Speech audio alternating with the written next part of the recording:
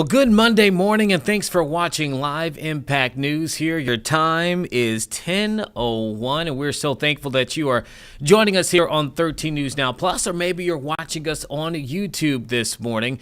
This is a live look here from our studio here in Hampton Roads, Virginia, as we are streaming on all the things happening here locally, regionally, and across the country as they happen.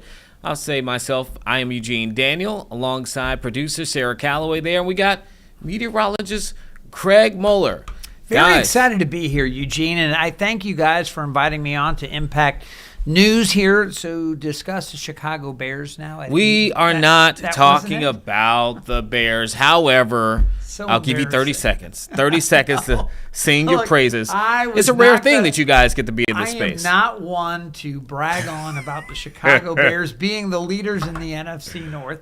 Got a big game coming up against the Eagles, Black Friday. Excited about it. Well, hopefully it's not a dark Friday for you guys. No, shout out the ride, man. Shout out to them. Your Bears won. My Falcons finally won. Hey. It's a good week, and you know why else it's good? Because we're headed towards Thanksgiving, man. All the things that we can be thankful for. One of those for folks, they want to know how the weather's going to shape up. I know you've been telling us that there could be some rain in the week. So I expect some showers Wednesday morning especially. Until then, we're really great today. Look over my shoulder. Show me a cloud. Okay, there's a little tiny. That might even be a contrail. I'm not even sure that that's a cloud. Anyway, it is mainly clear right now. It is going to be a beautiful day. If today's your getaway day, you're leaving maybe later this afternoon after just doing a little time in the office and you've got the rest of the week off, you're in great shape. We are 3 days until Thanksgiving. I know the busiest day for travel this week is going to be Wednesday when like gazillions, I think that was the actual term, gazillions of motorists take to the road. AAA is like not quite that many, but a lot. Wednesday, here's what we have. A chance for showers. That's going to be the concern. You're looking at the map now. You can see up in D.C. if you're headed up to Northern Virginia, some wet weather there, wet roads up through Charlottesville, especially early. I expect the damp conditions here in Hampton Roads, but as we go later in the day, it's going to be really more hit and miss, and I think by Wednesday evening, we're looking much better. If you're traveling south, look at how warm it is. Wednesday's high is going to be close to 70 degrees. As we take a look nationally, this is the big travel picture. Maybe you're going to jump in the plane and head up to New York. You'll see temperatures up that way in the low 60s, a chance for a few showers there. Boston also some wet weather scattered about 59, 52 in Cleveland. A little wet, but how about Atlanta? 67 degrees down there. 73 in New Orleans. Some of your old stomping grounds looking really good there on Wednesday, Eugene.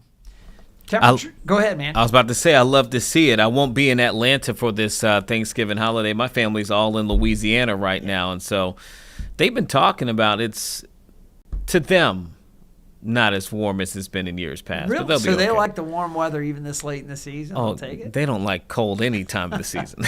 Well, back across the upper Midwest, Eugene, this is my shout out to your family. Do not travel up to, say, Minnesota or Wisconsin. Wednesday, it's going to be really cold up there. 30 in Minneapolis, 36 in Chicago. A little bit breezy there. 45 in St. Louis, 70 down in Houston. Looking good in Dallas as well, and looking great out along the West Coast.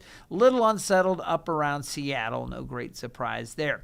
Now, as you take a look to our Thanksgiving Day, it's looking great, but it will be cooler across the Mid-Atlantic region, both Virginia and North Carolina. You look at the map there. You can pick your location. Charlotte at 54, 46 up in D.C. Out towards Asheville, it's going to be cool out in the mountains as well. Traveling nationally for Thanksgiving. Again, a little chilly up around Cleveland. How about some lake effect snow potentially there? Looking good in Atlanta, 52, 64. Okay, they can't complain a little bit about that cooler weather there in the Big Easy. Raleigh should be around 53. Looking good in the central U.S., still chilly. Chicago, Minneapolis, Omaha, looking great in Denver, 52, 73 in L.A., and 62 in San Francisco. here in Hampton Roads, low 50s, guys. It's going to be really nice, but it will be below average. Temperature's a little bit cool. And if we go to the 7-day forecast, I want to show you this. You can take a look. The temperatures after the high 70 on Wednesday trend down. And I think Friday and Saturday, it is going to be legitimately chilly around here, upper 40s, despite a lot of sunshine, that cooler air kind of settling in for Hampton Roads. So a cooler day coming up.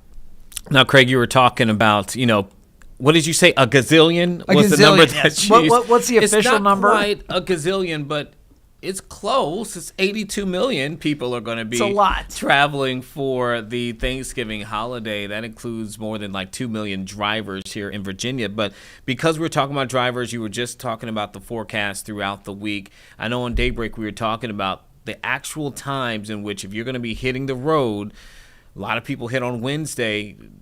What are the exact time frames, again, that they could potentially get some wet weather? I think the best chances for rain will come through the morning, and then by, say, midday, we start to see some more breaks. But I would say at least from, say, the morning rush hour through mid-morning, as it looks right now, pretty good chances for showers. They'll become more isolated to scattered as we get into, say, the 10:30 time frame. If you're traveling during the afternoon, keep an eye to the radar. There's still a chance for a few isolated showers, but I think they're going to be fewer and farther apart. Those showers are going to be much more isolated, and then things look better and better as we get into Thursday. We're actually going to see clearing skies, but I would say trying to get out early morning Wednesday, and that's the time that a lot of people do hit the roads. Yeah. Trying to beat the morning rush hour or whatever, early Wednesday could be wet. It's looking like it will be. Yeah, and AAA was saying that tomorrow is going to be the worst day, particularly when you're going out for travel, as people try to beat the pre-holiday rush. So wait, they're saying Tuesday's actually the worst. they were saying Tuesday. Okay. A lot of people Wednesday. be traveling tomorrow and into Wednesday. So I think both of them are going to be fairly busy, as we can imagine. But now we're talking, with this about sending people out, coming back on Friday, Saturday, Sunday. Weather looks great in the Mid-Atlantic. I would say late Sunday, some of the models kind of hinting at a few stray showers. I'm not too worried about it. Generally, your travel back to Hampton Roads should be in pretty good shape if you're going out for the week and then coming back later in the weekend. But there is a chance. And, it's interesting. We were talking about travel and maybe why more people are hitting the road this year. You got to keep in mind, we've been reporting on the flight delays that have been happening. So a lot of people may have traditionally booked their travel much sooner, but they kind of held off to see what was going to happen because of the flight delays based off of the government shutdown. And the government shutdown, you have a lot of people impacted by that, flights, the cost of them just in general. So a lot more people this time around are choosing to drive. It's always a good idea to try to buy your tickets at least 4 weeks in advance. You get a month out to get the better rates on those ticket prices. The problem is during that 1 month window right before the holidays, we were in the government shutdown. There was just no guarantee that flights were going to be operating normally. There was all the talk about the cuts and some of the flight cancellations. So understandably, I think a ton of people are going to be hitting the road. Yeah, I mean, I was telling you guys, I got a text from my sister. I think before I said it was a family member. It was my younger sister who reached out and said, hey, this is prior to the shutdown ending. Should I book a ticket to go see family in Thanksgiving? She's in D.C. Yeah. And I was like, let's see what happens. This was a few weeks ago. Now, obviously, she is going down there. But there were legitimate questions people were having. How do I plan for travel? We had AAA come on to our stream maybe 2 weeks ago to give people some tips for that. It was a big question for a lot of folks as they were trying to plan their holiday travel.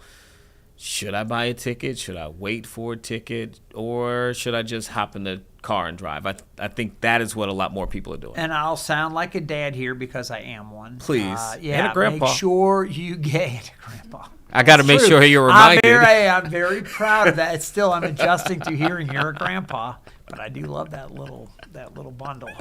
Anyway, sounding like a dad here, make sure you check everything with your car before heading out on the holidays, because this is one of those things, a lot of times, I know when I was younger, I just get going. Oh, it'll be fine. What are the chances? Yeah. But you get out there, make sure your tires are good. Things like windshield wipers are good. You don't want to have to try to navigate wet conditions with a windshield that won't clear properly because your blades are coming apart or whatever. So just make sure, even things like, your headlights and your tail lights, your signals, all that stuff, just look over it. Make sure you're good to go. We want you to be safe out there on the roads. Yeah, those are all good tips. And even over this past weekend, I was telling Sarah I took a quick road trip, and I was reminded for myself, okay, windshield wipers, I need to change those out here, about to make some trips. And even doing things with my window, like the Rain X, to make sure if I get caught in a storm, as you were saying, there's just a lot of small things you don't think about sometimes until you're about to make that trip. So. And one other thing, again, with it turning cooler, especially here in the Mid-Atlantic, later in the week, Thursday into Friday, you're looking at afternoon highs in the 40s. Those morning lows are going to be down sub-freezing for some areas. We're talking really cold weather. And again, if you're traveling to the mountains, I can promise you're going to be finding really cold weather. Make sure you check that air pressure in the tires, not only for the handling of the car, but also for wear and for everything else. As it gets colder, you need to put more air in the tires. When it's warmer, that the heat and the friction from the road warms up, that air expands, you get the higher pressure in the tires. When it's cold, air pressure is lower. That can lead to other issues. So just make sure you're keeping an eye on your air pressure as well. Someone might be listening to this and be like, okay, we know this, but I mean, how many times are we reporting in the morning and we see a car has broken down, whether it's on, a lot of times it's on the bridge tunnels here, HRBT, the Monitor Merrimack. If you're not watching us from Hampton Roads, we have bridge tunnels that are major transportation measures here in our section of Virginia. And you get one car that breaks down or a flat tire or those kind of things, and it can delay for a very long time. Well, the funny thing, can be a lot of times just flat tires. You could say, just if you consider yourself a good community citizen, just a good person, think about all the other people. You're like, I'm laid back. If we have a breakdown, I'll deal with it, whatever. Guess what? That backup, you're now taking thousands of people's holiday plans and maybe interrupting those. So again, it's just always a good idea, all right, to check that. Well, Craig, we appreciate you, man. Thanks for chatting with us. And again, I guess bear down. You got it. Yeah, we're definitely going to be watching that. And again, locally today, sunshine, beautiful weather, upper 50s to low 60s across our region for your Monday. Guys, if you are traveling today or tomorrow, be safe. We'll keep you updated. Keep checking back for more from our 13 News Now weather team. We'll keep you updated on those rain chances on late Tuesday into Wednesday. All right, Craig, we appreciate you. We will have definitely more checks as we get throughout the week as people get prepared to head and hit the road and the skies. We appreciate you. But again, we were just talking about that. Some other numbers from AAA here real quick. Again, we said 82 million Americans, they say, are expected to travel for the holiday weekend. And that includes 2 million people from Virginia. So it will be busy, okay? We expect it to be already. But they are saying this is the busiest Thanksgiving travel period in 15 years. Okay, 31 million people are expected to fly. We were talking about how there are also more people hitting the roads because of some of the recent issues that we've seen with flight cancellations and delays, the government shutdown. People may be trying to, limit the amount that they spend this holiday as well because of recent challenges economically for them too. Now, again, we are just off of the heels of the FAA having all of those flights that were canceled, and then that led to delays, and we had reduced the percentage of flights that could take out of those 40 major airports, those 40 major hubs across the country. They are assuring that they are prepared to open military airspace to ease congestion as well. So they are trying to maneuver some things to make sure that the travel experience is as easy as possible for many Americans. But of course, anytime that you're traveling over the holiday weekend, Sarah, you and I have traveled. You've done internationally. I have as well. You should always just be prepared, particularly around Thanksgiving, Christmas, the holidays in general. Longer lines, longer waits. It's a thing if you're traveling by air that you just want to be mindful of. Yeah, I don't think I've had a smooth travel experience when it comes to flying, at least in a very long time. But I guess that's what happens, I guess, when you are flying out of a regional airport to start and you have layovers. I think it ups your chance that you're going to have a layover that's delayed or something like that. So, well, I know for myself, it was a few years ago. I missed my flight for Thanksgiving.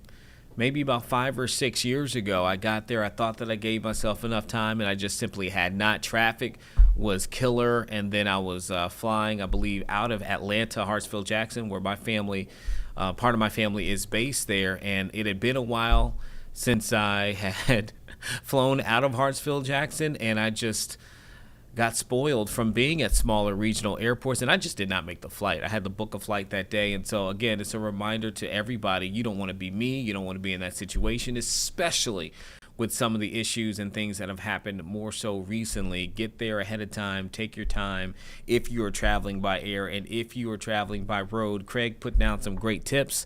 The AAA has been putting out information very similar to that as well, but also you want to give yourself time so that you're not speeding out there. You're giving yourself plenty of distance in between the cars in front of you, and remember the move over law as well that is now in Virginia. If you see a car on the shoulder, particularly if there are lights on, get over, slow down, get over to the other lane furthest away from it so that you can make sure that those individuals who may be in an emergency situation, maybe it is a police vehicle or a state police officer there, that they are in the safest predicament that they can be.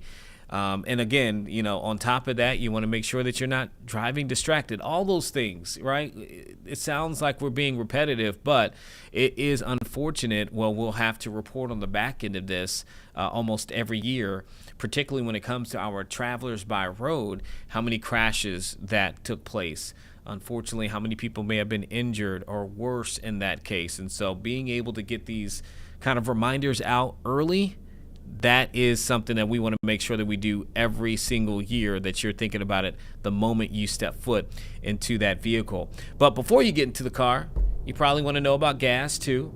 Just a real quick thing. This is gas prices according to AAA right now. If you're heading to try to fill your tank up in Virginia, the average right now is $2.91. Hampton Roads, you're right around that at $2.92. North Carolina, $2.80. So not too bad, honestly, if you're trying to hit the roads. So go ahead and try to fill up sooner, and that way you can beat the rush. Yeah, it's been dropping, at least where I am in Virginia Beach. I filled up on Friday.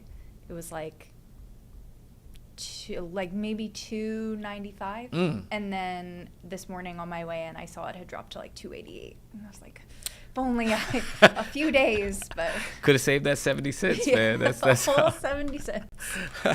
That 70 cents could have been yours. I understand it. I feel the same way sometimes, especially after I just took a trip to Richmond just over the weekend. So I understand and was so happy when my tank showed that I only needed to pay $27 to fill it. So I was like, yes, this feels good. But we're on the topic of travel. And I have a question for you, Sarah. It's about real IDs, okay? The big thing about real IDs, and, people have been hearing for years now that you need to get one. Well, now the deadline is come and gone for that. But how would you feel if you had not gotten your real ID yet, and you show up to the airport, and they tell you you have to pay almost $20 because you don't have that real ID in order to travel? I don't know about you, Sarah, but I probably would feel some type of way. Yeah, but I myself, I went and I got my real ID 3 years ago. Me too. But because they kept saying the deadline is coming, and then they kept delaying pushing it back, delaying it, and so I think maybe this is because they want people to take them seriously this time.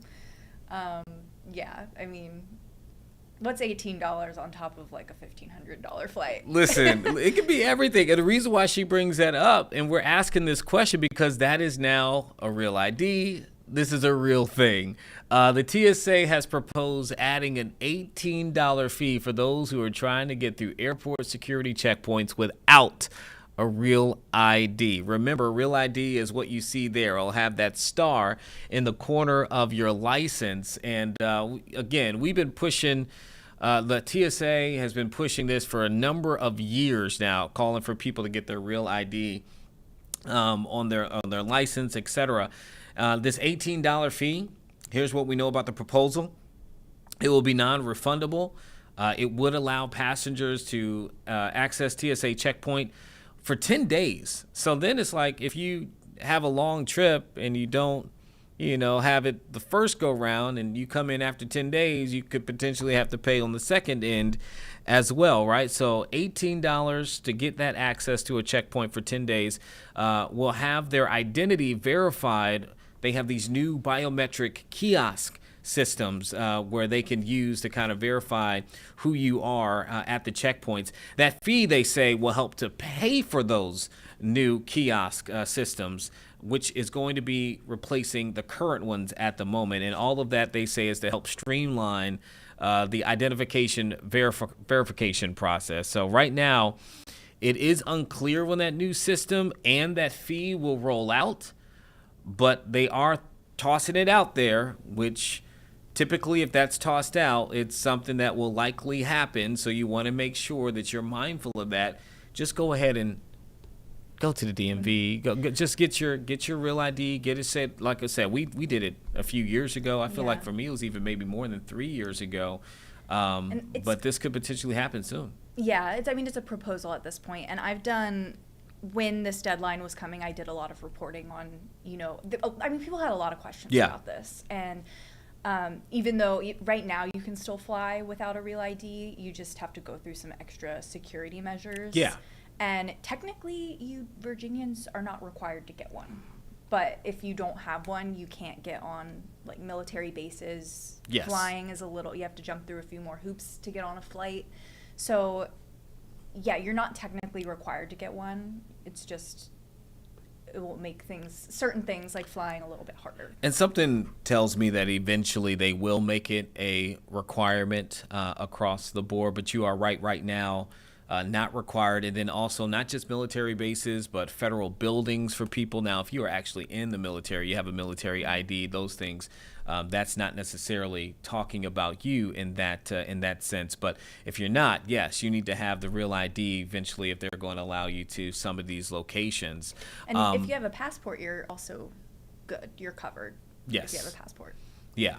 So, and remember, it's really, shoot, I'm not going to pull my license out here on the stream. But, again, you saw the video there. It's just simple, getting the ID with the star there.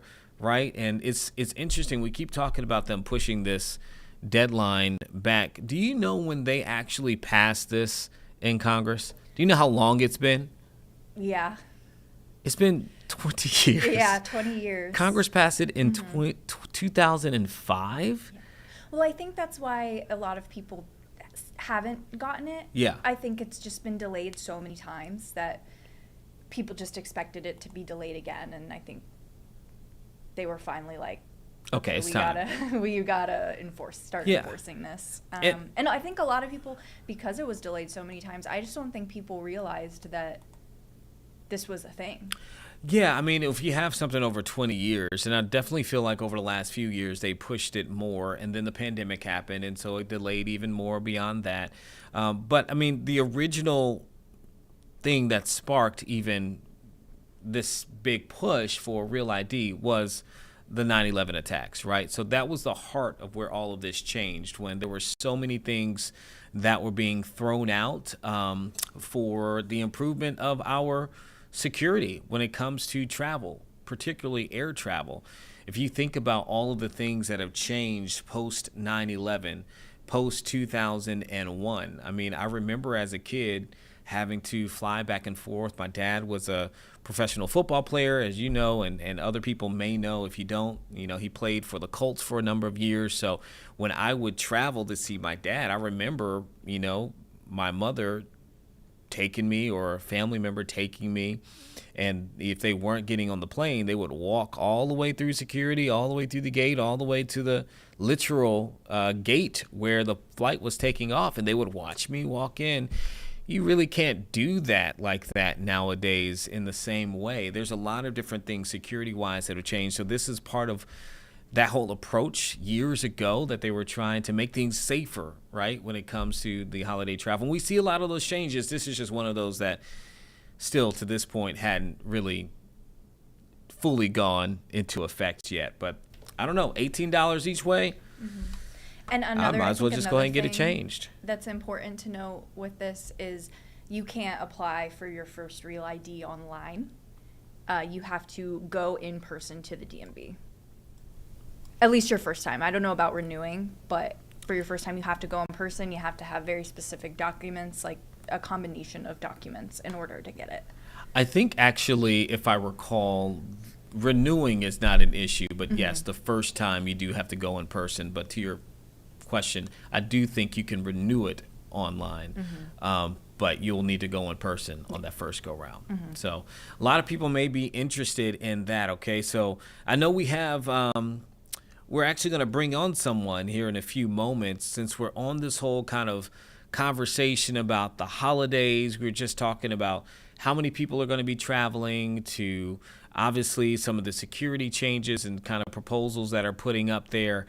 In a few minutes, we're actually going to have someone coming on to talk about mail during the holidays, all right? Because we know Thanksgiving is really also that kind of trigger moment for us to say, oh my goodness, Christmas is coming up. We're trying to get gifts. We're trying to send things. Maybe you want to send cards for Thanksgiving, or you want to send something in the holidays to come here over the next month. And things are really ramping up for our members of our Postal Service. And so just in a few moments, and we're going to try to get it set up here, we're going to be speaking with someone with USPS to talk about some of the things that they are doing to make mailing this holiday season as seamless as possible. Maybe even some of the challenges that they are facing. Again, we just came off of this government shutdown that could have impacted so many different things when it comes to travel. And so we want to see if there's any issues that they're facing on their front, just everything is kind of kicked back in. We'll see. We'll ask. But we do have someone coming up here in just a moment and let's see if he is okay. He's getting set, so we'll wait in on that for right now. But while we do that, I mean, Sarah, one other thing I saw just as a report, it's going to be really important to kind of get an insight from them with the post office, because this year, the National Retail Federation, which tracks shopping across the nation, is expecting for another record-breaking year. And so we're looking at millions upon millions of people who will be shopping this holiday season, of course, as usual. But it seems like over the last few years, that number has continued to ramp up. Well, this year is no different. They're looking at another record-setting year for people to be shopping. I believe the number is 183 billion, I think, is what they're looking at with the National Retail Federation. And so we're expecting for a lot of gifts to be shipped out. We're expecting for a lot of packages to be shipped out. And so you're hoping that things can get to where they need to be without delay. Let me see one thing real quick, and I can get that for you.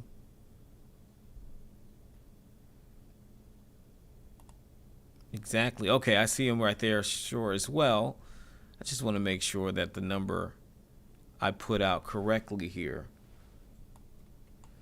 So the average that consumers are planning to spend for this holiday, you want to take a quick guess here, Sarah? I'm going to be so wrong. Like, it's going to be in the billions. Average, no, for each person. No, consumers. God, okay. Golly, I hope one of my people can spend that. Like, maybe 300 something.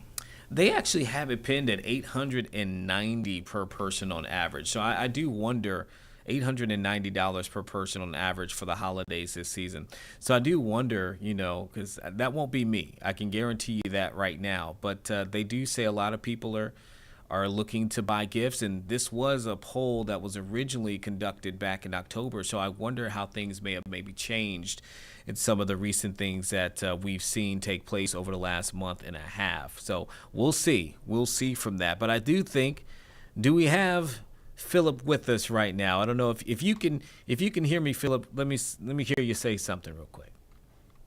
Hey, good morning. How are you doing?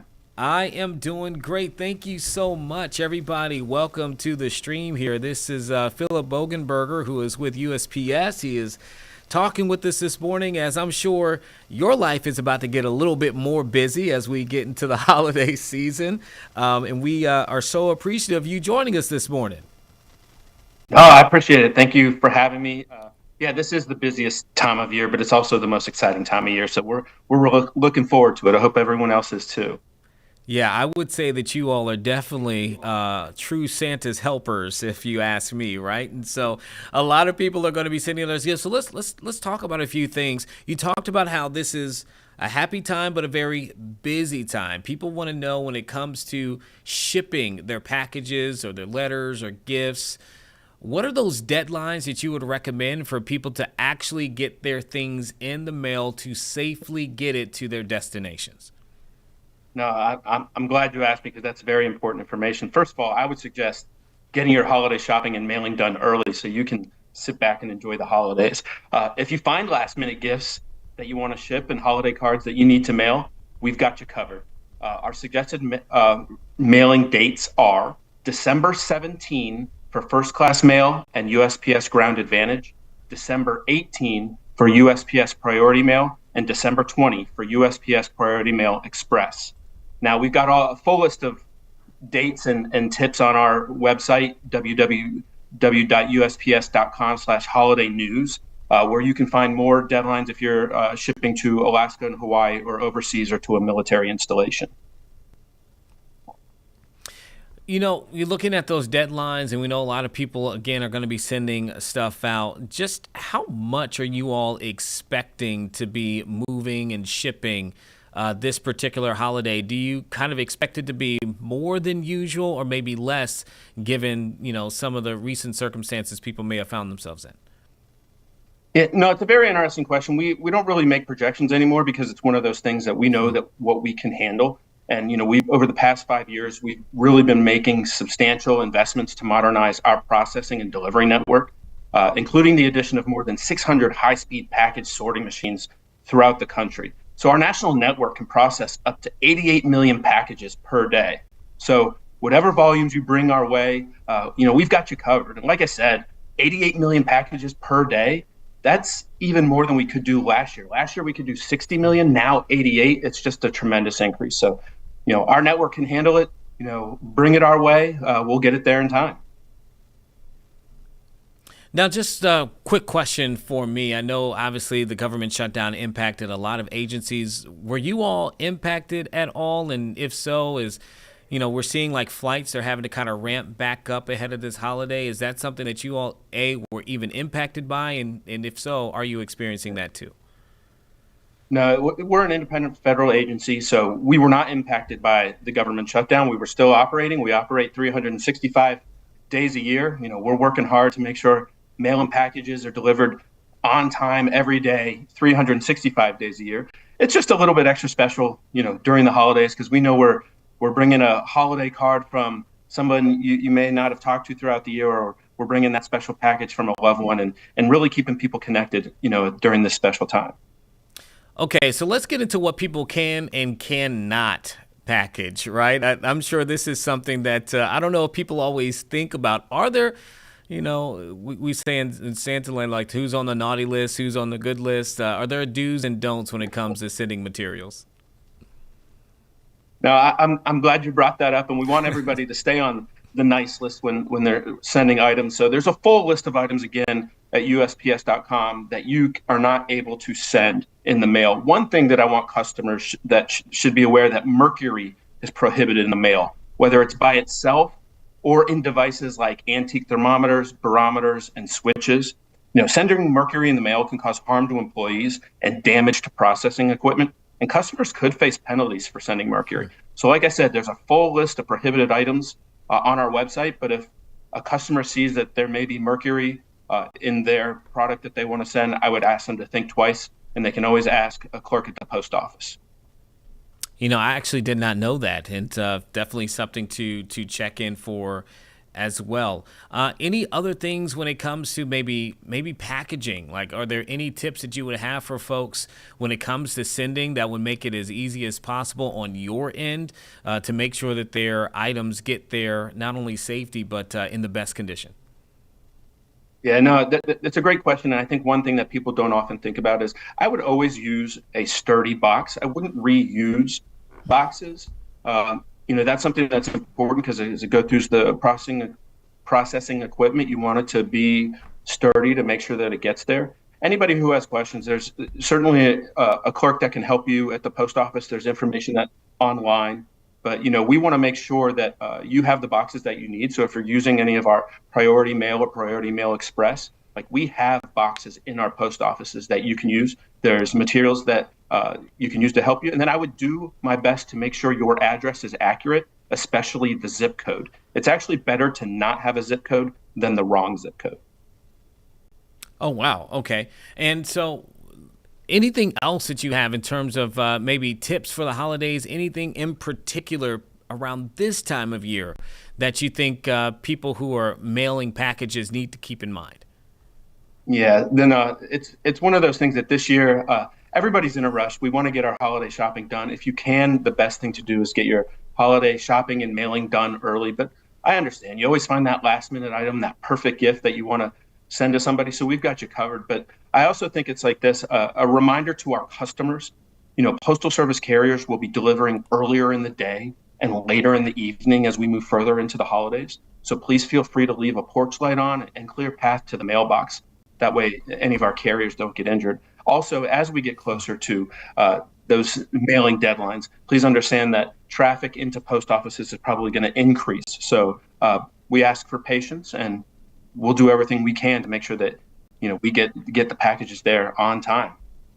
It's so interesting, Philip, that you mentioned that in terms of later in the evening, because I was just thinking that when I saw a driver maybe 2 nights ago into a neighborhood that I happened to be in, and there were no street lights, and it was dark, but it wasn't that late. It was just really dark, and I thought, oh my goodness, yeah, a little bit of light could go a long way for them when they're dropping items off. So a good reminder for people here on this holiday season. And just one more thing, is there anything people can do? I know we talk about insurance for packages, I'm sure people can get, but another pesky problem that we experience are more of those porch pirates. Is there anything from you all's end that you would recommend people do to make sure that their gifts, their packages are protected? Yeah, so I mean, I would recommend that everybody bring in their mail and packages daily if they can. We also offer our informed delivery feature. So informed delivery is a game changer for customers because it allows customers can see images of their mail expected to arrive soon in their mailbox. And they can also manage their packages with informed delivery, like online or through our informed delivery app. It's ideal for the holidays and all year round, basically, but customers can sign up free at USPS.com/informed delivery. And if you know that packages are coming and you may not be home, maybe you can let a family member know or even a neighbor know. But if you're home, I would suggest bring those things in every day. And if you think you are the victim of mail theft, the US Postal Inspection Service is the law enforcement division of the Postal Service, and they investigate crimes involving the mail. So you can contact the US Postal Inspection Service. Okay, Philip, thank you so much with USPS. We appreciate you again for stopping on by and talking with us, and again for all the work that you and your team are doing to make sure people's holiday experiences can be even that much better. So happy holidays to you, and I hope things are super smooth for you guys over the next several weeks. Well, thank you for having me, and I just want to say thank you to our customers for their continued support, and we hope you have a safe and merry holiday. Thank you very much. All right, sir. Thank you so much. We'll have to have you on at another time. We appreciate it. So some good tips there that he gave for people. Hopefully you're able to get into that mode now. I know, Sarah, as he was talking, all I could think about was I have not even started on anything when it comes to a gift or a card to send. And I feel like I'm always a last minute person in general in that aspect. And so it's a good reminder, especially I think now and this year, for people to try to get up as soon as possible. I don't know if you started or even you have thought about starting, but I don't even know. Yeah. I had a week off earlier this month, Yeah. and I was like, I'm going to at least figure out what I'm getting everyone, and then by the time December rolls around, I'm hoping that I will be able to put those orders in, and then just stress free. So. Yeah, it's interesting, and to hear him, talk about what they have to go through, and it's a good reminder. I'm glad he mentioned that there are post office workers, delivery drivers who are doing so much later in the evenings now. I mean, when I tell you where I was, there was no street lights. It was pitch dark. And I thought to myself, oh my goodness, from a safety standpoint for them, how much it would have been better if there was some kind of light that's around. So his little tip there about leaving your lights on for them, I think could really go a long way. One of my cousins is also works for the post office and delivers gifts. So I know she's going to be really busy this holiday season. So those are just some of the things you want to keep in mind that you may not even think about, just how much that could support and help them in that case too. And so that's just something we wanted to make sure that we got out to everybody. They had reached out to us to see if they could share just a little bit of the information and the tips as we get closer to the holiday season. Of course, we were very glad to bring them on. Okay, right now I'm looking at something here on News 1 Channel 3. For those who don't know, this is a kind of look at our big board to kind of see how we're monitoring things.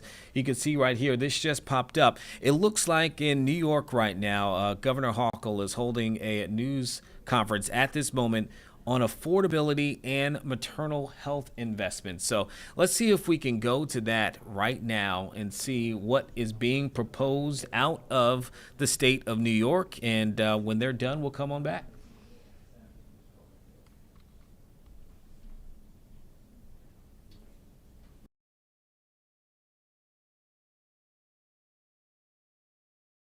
In those very first months, the formula, if they're having formula, what you need to be a nursing mom or to buy the diapers. I mean, I had found out this weekend that the Pampers size 1 didn't work anymore. We had to go out and get Pampers size 2. So I have a fresh pack of Pampers size 1 if anybody wants them. up at the governor's residence. But that's what I'm talking about. I mean, the changes that, they change so quickly. And, the clothing, I went out and bought a couple of outfits. We're no longer 3 to 6 anymore. We're into starting the 6 to 9. And so, but these all add up. These all add up for families. And so we recognize that, as well as working with the legislature on putting more money back in people's pockets. And let's start with the fact that when I first became governor, parents with children under the age of 4 received zero. They got nothing. You had to be a 4-year-old and up in order to get $300 a year as a child tax credit. I said, no, that's just absolutely should be turned upside down. Parents with children under the age of 4 will get $1,000 starting this year, starting in January. They can start applying for that tax credit. So let's get the word out about that. We also launched November 1st this year, the first time ever, an $1,800 baby benefit for qualifying families with a newborn.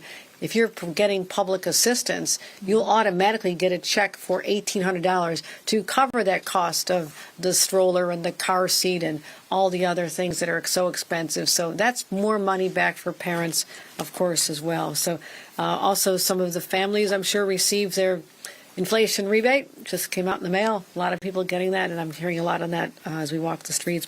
But I want to make sure that you know that that's money in your pockets, but let's zero in on maternal care and infant care when they're born.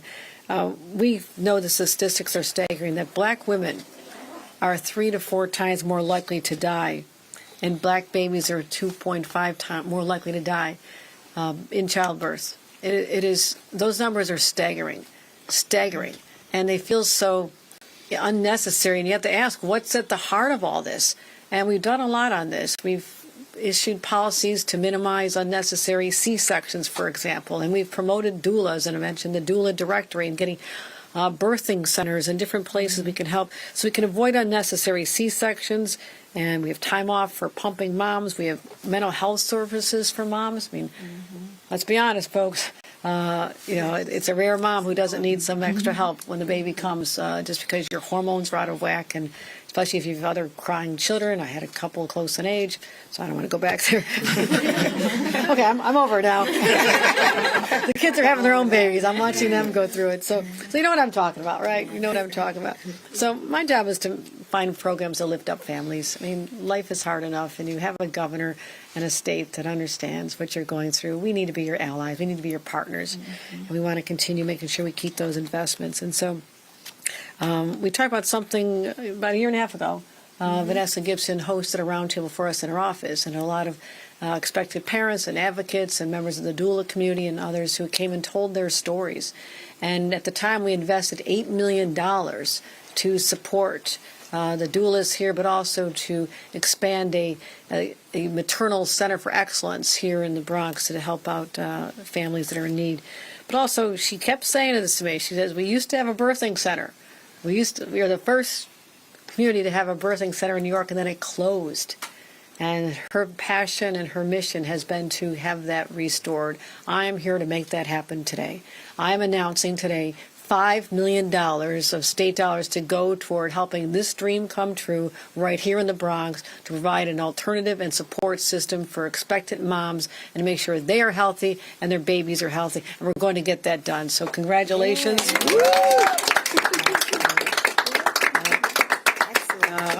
We'll be making sure that we have a place where you'll hear Amber's story from Bruce, but a place where those stories are in the past. They don't happen anymore. Every mom who walks in to deliver a baby walks out.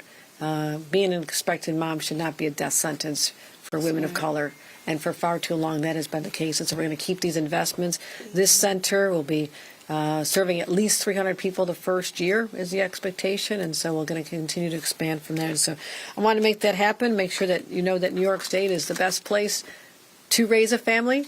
And we're going to continue being your partners and not your doula per se, but in one sense, your doula to help you get through it. So thank you, everyone. And again, I appreciate from the bottom of my heart the moms and the advocates who could be very focused on themselves and their own families and their children, and yet they take their stories and their advocacy all the way to the halls of Albany and here in the city of New York. And I'm so grateful that they lend themselves to that journey, which is so critically important. So with that, let me turn it over to our Bronx Borough President, a tremendous champion for families here and across the state, Vanessa Gibson. Thank you. Thank you, Madam Governor. I am so grateful to be here. Happy Monday, ladies and gentlemen, and thank you so much for being here at the Miriam Clinic right here in the beautiful Norwood community. This is a beautiful space.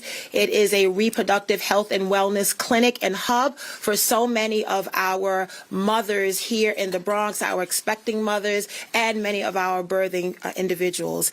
Today, we take a giant step forward in our collective work to address maternal mortality and morbidity, to stand up for so many of our mothers here in the borough, knowing the statistics, knowing the data, knowing that the disproportionate impact of Black and Latina women that are facing pregnancy-related complications due to insufficient health care. We believe in birthing centers, we believe in healing spaces, and we believe in spaces that are culturally relevant and significant with language diversity and real access. That is what today means for so many reasons. As the Bronx Borough President, creating a birthing center has been a strong part of our agenda and our blueprint as Borough President. We released a birthing report called Bronx Mothers Matter, because all of our women and birthing individuals matter when it comes to health equity and health justice. And today's announcement by Governor Kathy Hochul, the first mom governor, the first abuelita governor, first grandma, she has taken maternal mortality and morbidity as a major pillar of her agenda across the state of New York. This affordability announcement recognizes the important work that is happening right here at Miriam Clinic. All of our birth workers, doulas, and midwives that do this work every single day. We lift all of them out. We lift up their voices because their voices are powerful in this space. The stories that we have heard from so many mothers and women that have not felt that they have had a level playing field when they go to their doctors, we are the answer, and this is the answer. A $5 million commitment solidifies the impact of this work. The new baby benefit, that's important for so many of our working class families right here in the Bronx. Expanding our child tax credit. It matters when we show up for New Yorkers and for our families. And that is what Governor Kathy Hochul is doing every single day. And I'm so grateful that she is a friend to the Bronx. We have had roundtables with all of our birth workers, doulas, and midwives. We've talked about challenges in the industry, so many stories that we've heard from clients, but also solutions-based, community-driven solutions based on the experiences that we've heard and learned about. So today matters for so many reasons, and I'm so grateful to our partners in the State Senator Gustavo Rivera, Assemblywoman Yudelka Tapia, Assemblyman Jeffrey Dinowitz, and Councilmember Eric Dinowitz, who not only represent this community, but are leaders as well and are lending their voices to this movement. So far, the state of New York has enacted incredible legislation, and I want to recognize the increase in the Medicaid reimbursement rates for doulas because it recognizes cost of living and the cost of doing business. I also want to recognize the legislation that Governor Hochul codified in law, where we're now creating a doula directory across the state of New York, from Brooklyn to the Bronx to Buffalo.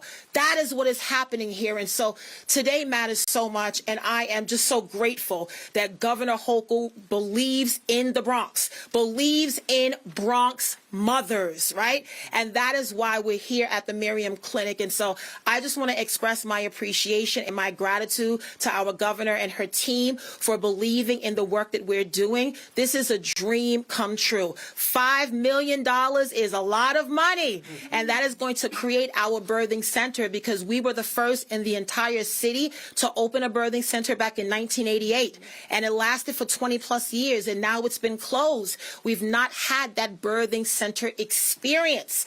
Because of today's announcement, because of this consortium and this collective, we are going to get a birthing center back in the Bronx. I am excited about that. And so I just wanted to say again to our governor for this affordability announcement, the tax credits, the baby benefit, it matters when you are putting money back into our families' pockets. They can use that for other items to make sure that they're taking care of themselves and their families. So again, thank you so much, Madam Governor, for being here, for being a friend, for standing up, and for delivering for the people of the Bronx. Bronx mothers matter, ladies and gentlemen. And now it is my honor to recognize our co-founder of this Miriam Clinic right here. This is a beautiful space, and I want to acknowledge all of the patients that have been in and out of these doors. This is a space that was a dream of two co-founders that came together, women of color, and said, we need a reproductive health and wellness clinic. We need a hub. We need a beacon. We need a circle space. And that is what we have here. So it is my honor to recognize the co-founder here at Miriam Clinic, as well as the womb bus, the mobile unit that was rolled out. Ladies and gentlemen, please help me welcome Myla Flores. Thank you. Thank you so much. I am incredibly grateful to Governor Kathy Hochul for this gift, this investment to the birthing place and our initiative to build a birth center right here in the Bronx. We know the care for maternal health needs to continue, and we seek to do that with our very center right here in the Bronx.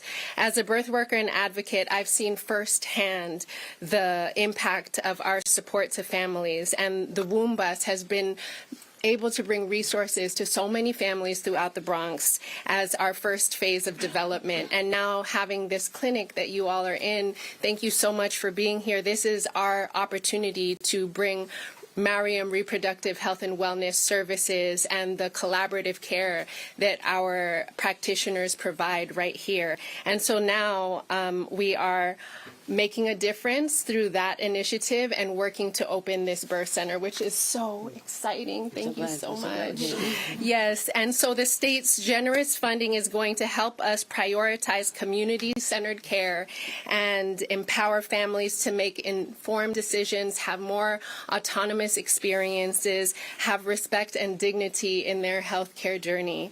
We're committed to expanding access to midwifery additionally statewide and access to birth centers statewide as the Birthing Place Foundation seeks to serve that this center will be a model of integrating birth center care into our state.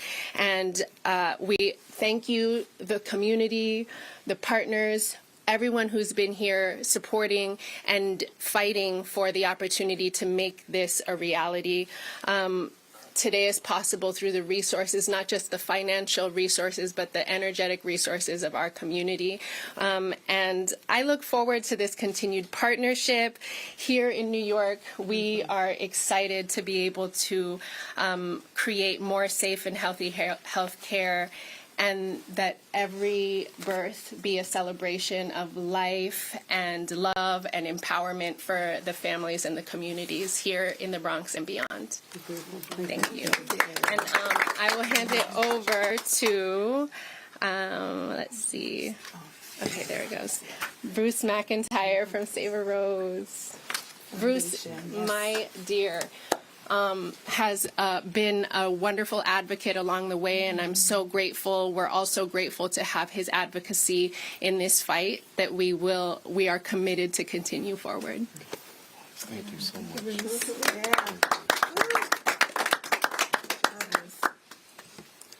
Hello, everyone. My name is Bruce McIntyre III. I am the founder of the Save a Rose Foundation. I'm an advocate. And this past year, I was the only sitting male on the New York City Council's Maternal Health Steering Committee. And I just want to thank you, Governor Hochul and Bronx Borough President, for your tireless commitment and bringing us here together today. We're here to talk about affordability and maternal health care, two issues that shape the lives of families here in the Bronx and across New York. As a single father, I know how tough it can be to raise a child and juggling the raising cost of living. These challenges are very real for families everywhere.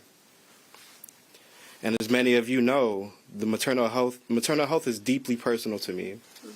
I lost my partner, Amber Rose Isaac, due to medical negligence that was 100% preventable. And I've dedicated my life these past 5 years to make a difference. To make a difference and make a change that families deserve.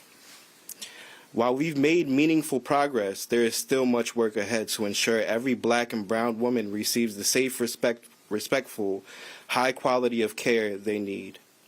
I appreciate Governor Hochul and Bronx Borough President's tireless commitment to this issue. I was with you in the Bronx last year when we stepped in to invest in maternal health care facilities and increase to doula services. And now I'm proud to stand with you again here today to announce our new support for the Birthing Center and expand the resources women need in healthy pregnancies and creating safe birthing outcomes. I especially want to recognize Myla Flores and Dr. Carla, for whose dedication has always transformed the lives of so many women and families. I know the impact will only grow with the expansion of the center made possible by this investment. And I want to thank you for all you do. I trust you with my lives, and I trust you with the lives of the community. And I have full faith that everyone that you're going to encounter is going to feel the same way. Beautiful. Thank you again, Governor Hochul and Bronx Borough President, for your leadership on affordability and maternal health care and putting families first. Oh, that's nice. And now I will turn it over to another member of the community, Marlene Rivera.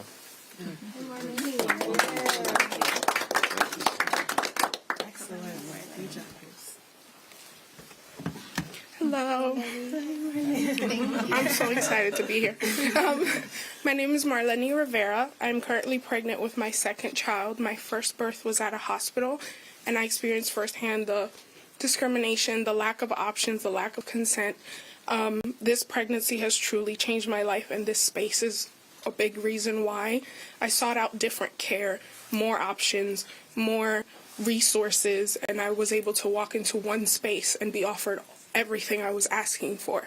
So going forward, this support from the state, this monetary contribution is probably going to change the lives of so many women like me who maybe faced something completely terrifying the first time. And there's so much power in choice, just having the option. Had I had the option of having a birth center in the Bronx where I live, I would have went that route the first time. This time, midwifery care has changed everything about my pregnancy. I'm so much more comfortable. I'm heard. I'm confident that if an intervention is necessary, it will be because I've been spoken to about it and not just pushed aside. I also wanted to thank the governor for the tax credit and the baby bonus, because my first time around, my son was allergic to everything. His formula was $45 a tiny can. It was so expensive, and I couldn't produce enough to feed him myself. So having to confront financial burden with the emotional struggle, and I thank you very much for every mother that's going to receive this. Yeah, that's it. I just want to say, I want to make sure we know I'm very grateful for all of us moms, even Courtney. Thank you. Wishing you a beautiful life. Thank you. Beautiful. Beautiful. All right, now we have time for a couple on-topic questions from members of the press. Any on-topics? Okay. Hi, Governor. Maya Copper from Politico. My understanding is that one of the obstacles to opening birthing centers like this is regulatory hurdles along with the startup costs to surmount that. What are your plans to address that and make it easier for facilities like this to open in the future, not just this one? Let me give you a broad answer first. I am sick and tired of regulatory burdens that stop what otherwise are good policies from becoming realized. I'm talking about housing, for example, why we don't have more housing built in the city of New York. A lot of it is regulatory burden or others who put up obstacles to try and stop things from happening. And in this same category. So I am committed to, once we say we want to do it, the borough president wants us to do it, the community wants us to do it, we'll find the path forward. We'll absolutely find the path forward. I think a building's been identified for this, yes? Yes. Yes, a building's been identified for this, and whatever assistance they need from the state of New York to get it done as soon as possible. That was my first question. When will this be open? 2027. Okay, 2027. We're committed to 2027, so I agree with you that there are burdens and hurdles, and they have to disappear. No more. Any other on-topic questions? All right, thanks, guys. We'll excuse our speakers back here, and we'll have time for just a couple off-topics. All right. Thank you, everybody. Thank you. We'll see you out back. Right, thank you. Thank you. So interesting stuff there out of New York with Governor Hochul there announcing a $5 million investment into a birthing center in the Bronx for expecting mothers and to support them. As they were talking and you were listening to firsthand accounts of some mothers, an expecting mother there, and then also the spouse of a woman who died in connection to being pregnant. You can hear just some of the challenges that they have kind of undergone and how much this could go. And as they were talking, I just got really curious to look up a little bit of information. And so I went ahead and pulled up some data from KFF. That is a nonprofit organization that does research into health-related matters here within the country. And one of the things that you kind of heard them speak about and has been reported on throughout the years, particularly in recent years, is that when it comes to maternal and infant health in the United States, there are racial disparities in both that are impacting mothers across the country. Again, this $5 million investment is there in the Bronx of New York. It is expected to help about 300 people in its first year, but you could hear them say they really are trying to have a focus on Black and brown women of color as well within that community, which makes sense for the Bronx, which is a very diverse community there, but 30% of the Bronx there is Hispanic, around 29% African American in that community. But back to that KFF study, it found that when it came to mortality rates for pregnancy-related issues, that Black, American Indian, and Alaska Native women experience 3 times more of a mortality rate than for white women in the country.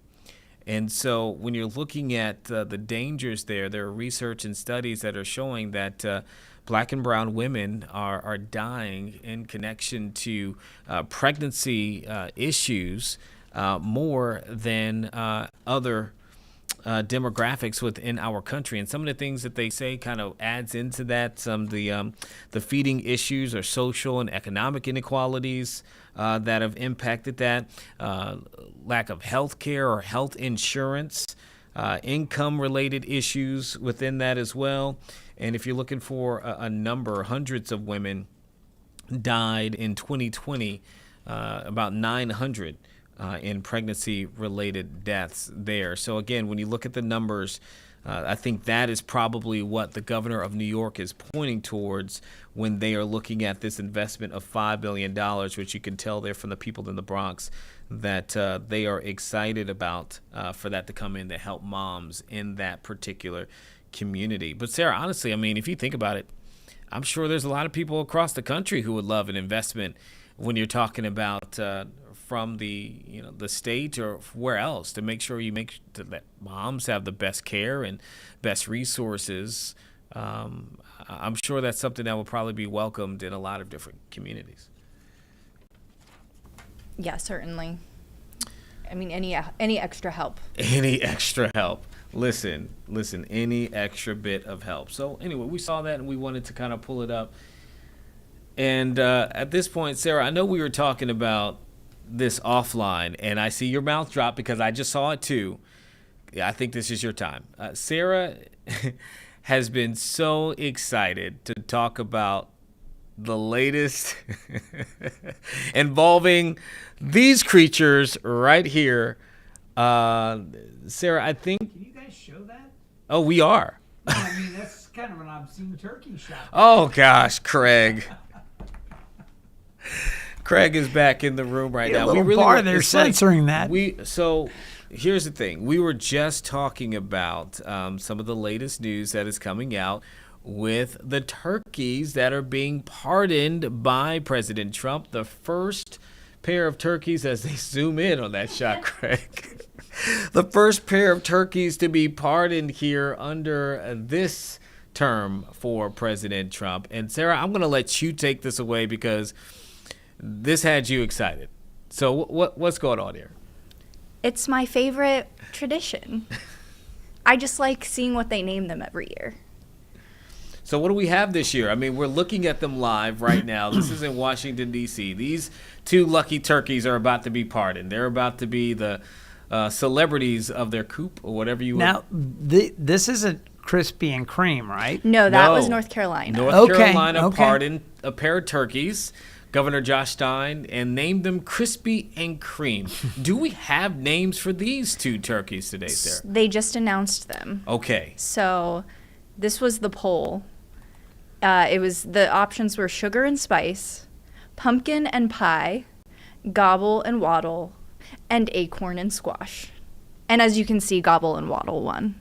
I kind of like acorn and squash. That was my favorite. Kind of cool. I really liked that one. I like the ones, I like when they're named as like a pair, but I feel like both names need to be able to like stand on their own. Gobble. Go ahead. Here's my question. Do we choose them? Okay, because they're actually talking now from the podium.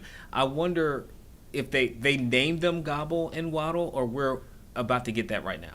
I think they did decide on that, but I think they're officially announcing it right now. Okay, let's listen in just for a few moments. Just because now I'm it? interested in Are we this. doing this? Just All for a right. little bit. I don't want to stay on it too long, but I'm. Craig, this is breaking news.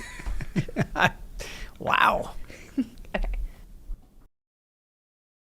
Credit check as well. And I noticed that the minibar was rated, and that's totally fine. Enjoy some good room service, and overall it seems that I really love the accommodation, so thank you. This year, Paris visiting us from Kennedy, North Carolina, where they were expertly raised by Mr. Travis Pittman of Nahanta Farms, and on behalf of the National Turkey Federation, which is chaired by Jay Dendrain, President and CEO of Audible. Their stay here marks the start of the 78th anniversary of this traditional history dating back to 1947. We're very honored to provide the setting of this special moment and help launch the holiday season with joy, history, and a better charm. It's now my pleasure to introduce the President and CEO of the National Turkey Federation, Leslie Owen. Thank you. They said thank you so much. They had wonderful accommodations last night.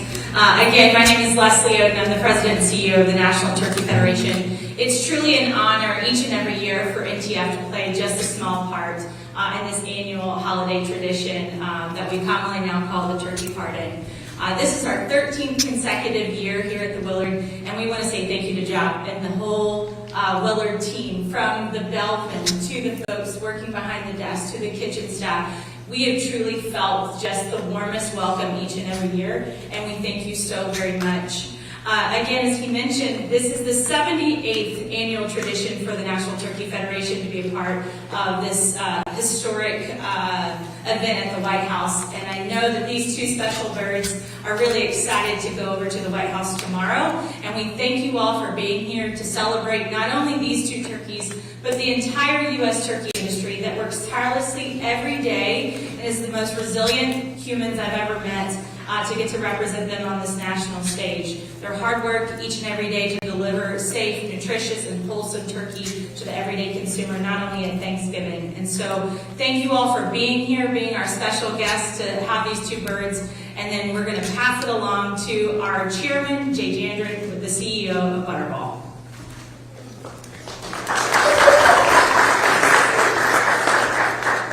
Thank you, Leslie. Welcome, everyone, to the Presidential Turkey Media event. Oh, I'm sorry. The wrong page. Thank you, Leslie. Good morning, everybody. We're glad that you're here to join us in the Willard once again for this most joyful American tradition. On behalf of Butterball and the National Turkey Federation, it's truly an honor to carry on this tradition for the past 78 years through 15 presidential administrations.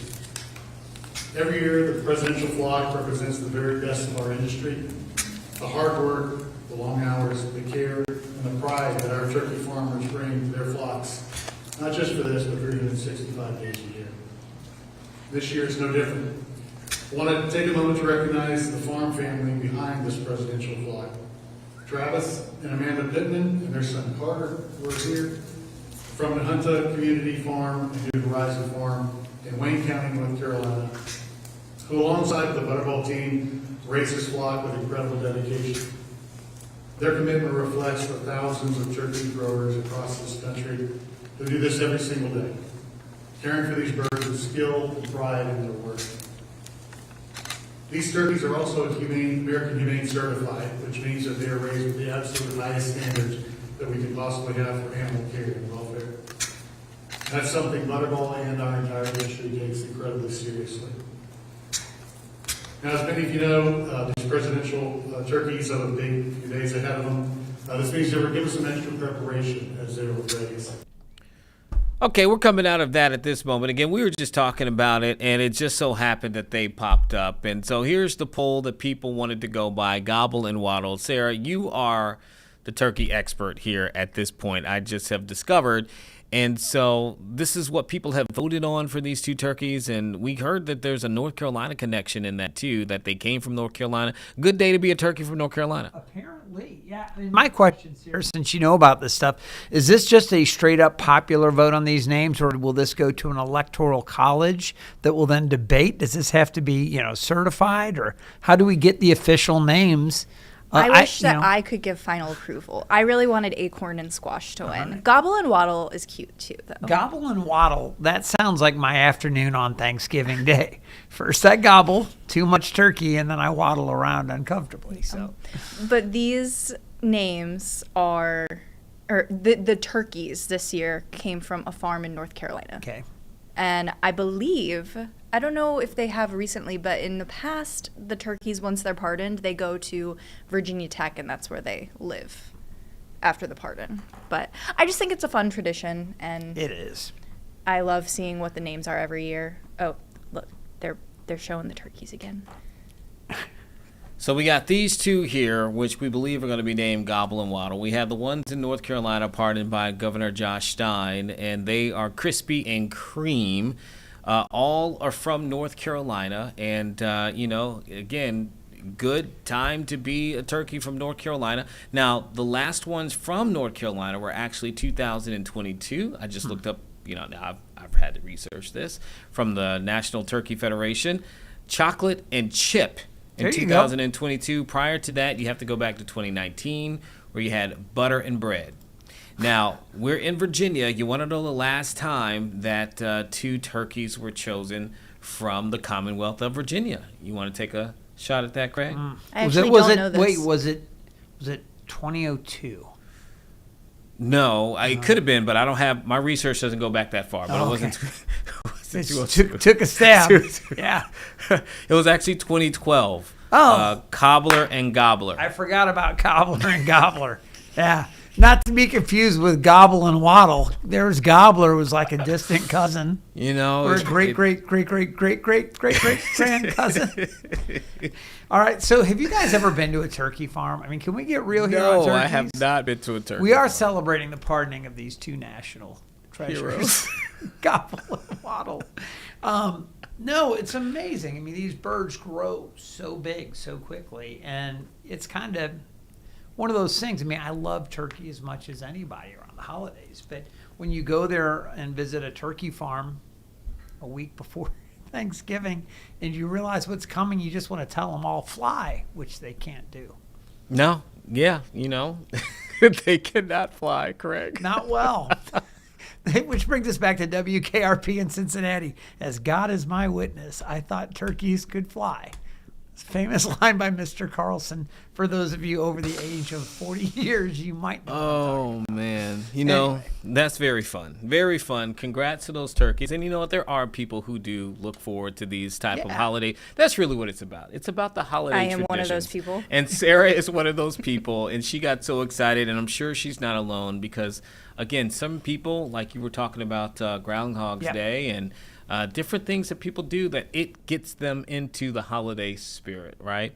And so we're glad that we can at least take that for a little bit, have a little bit of fun. I know this stream, we're always so serious, and so sometimes you like to kind of set the table a little bit differently. But, Craig, we want to get back to this. We brought you back on for the forecast. It was interesting because after you left, we brought on someone with USPS, with the Postal Service, and they were talking about for their workers and employees, some of the things that they're looking at that they could see and face in the coming weeks.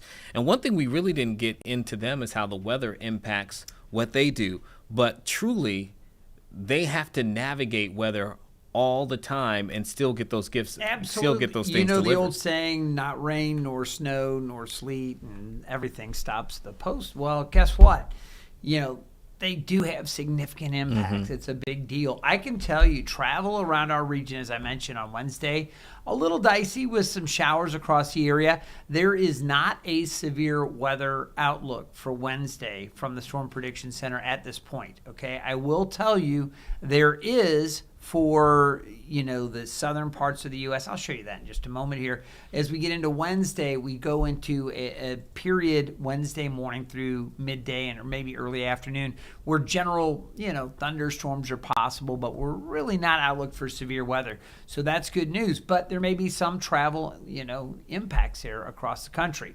If you guys want to take a look, we can jump into the forecast. I wanted to start off by letting you know normal this time of year is 60 degrees, and we have been below average for rainfall, 5.2 inches. That's the deficit for the calendar year. Now, when you take a look at the drought monitor, they were looking at what are the water levels in our lakes and rivers and ponds and streams.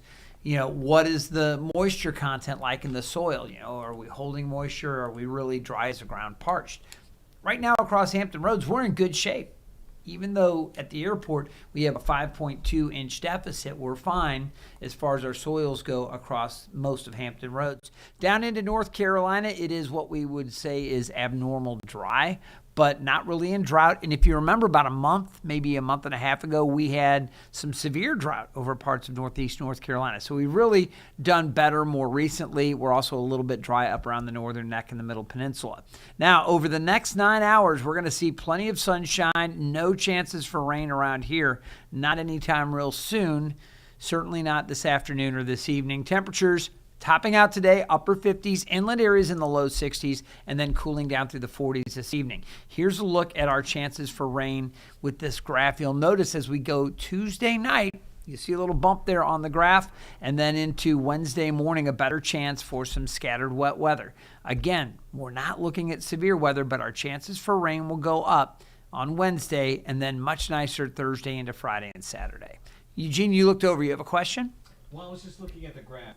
I was looking at the graph that you were telling us kind of to check out there. I probably could have looked at it right here on this screen here, but no, I was just looking at what you were telling me. Oh, okay. I didn't know if you had a question. All right, so temperatures right now, mid to upper 50s, looking pretty good. As we take a look, the radar obviously clear. The skies are clear. You can see just how beautiful it is. Again, looking over my shoulder, that's from our Thompson Creek Window Company sky view on the tower. So looking back over towards Portsmouth, it's a great day. As we look out there, temperatures are kind of held in check because we've got this light north wind coming in.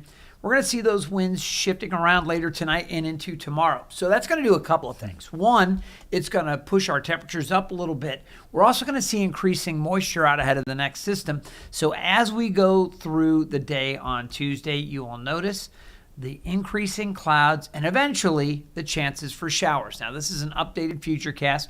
We'll take a look at this together right now. It just came into my system. You can see the showers out there to the west, just north of Tappahannock and west of Richmond. That's at 4 o'clock. So I expect pretty good conditions for most of the day tomorrow, but by tomorrow evening, those showers start to get a little closer, and then we'll see a chance for a few isolated showers overnight. Into early Wednesday, there's your scattered wet weather. Could there be a few thunderstorms? Yeah, there could be a couple of isolated ones.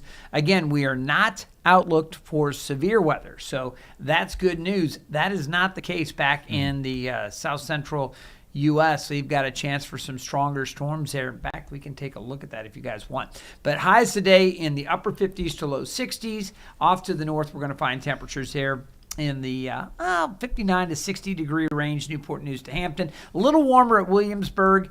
Over the eastern shore, mid-50s, close to 60 at the Outer Banks, and low to mid-60s inland. Overnight tonight, lows near 44, clear skies. It'll be cooler inland, and tomorrow's high around 67 with the increasing clouds. Here's that 7-day forecast. After the high Wednesday of 70, we fall way back to 52 for a high on Thanksgiving. So it will be a cool Thanksgiving day, as you can see, but it gets even chillier Friday and Saturday. We're going to see mostly sunny skies, temperatures in the upper 40s. Eugene, that's about perfect weather to stay in and watch the Chicago Bears play those Eagles from Philadelphia. And good luck to those Bears. They are going to need it. I am sure of that. No doubt. I think this is the year, Craig, that you won't have heartbreak on Thanksgiving. That's good. I think this is... Why would you say that? It's happened so many times. Hey, real quick, since we're here, if you want to take this graphic, Sarah, I just pulled up the satellite radar images. I know we do have a lot of viewership through this live stream anywhere in the country, maybe any other parts of the world you may be wondering what's going on here. Arkansas, Texas, right now, East Texas, the Dallas area, and down through Houston, some unsettled weather. But what I really wanted to show you was a severe weather outlook for that part of the country. So as we take a look here, what you're going to find, let me get to it. Where are you? Severe weather. There it is. You can see there's a level 2 threat, what we would consider that elevated threat. It is a slight risk of severe storms. East Texas, much of Louisiana, and then back across Mississippi.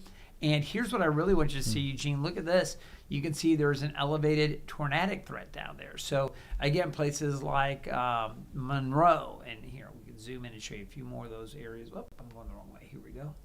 And this is through, I see Monday there. This is through what time frame? This is for later this afternoon. Okay. Folks there need to be mindful of that. I'll bring it back just a little bit. You can see Shreveport, obviously Alexandria. You can see some of the other areas there.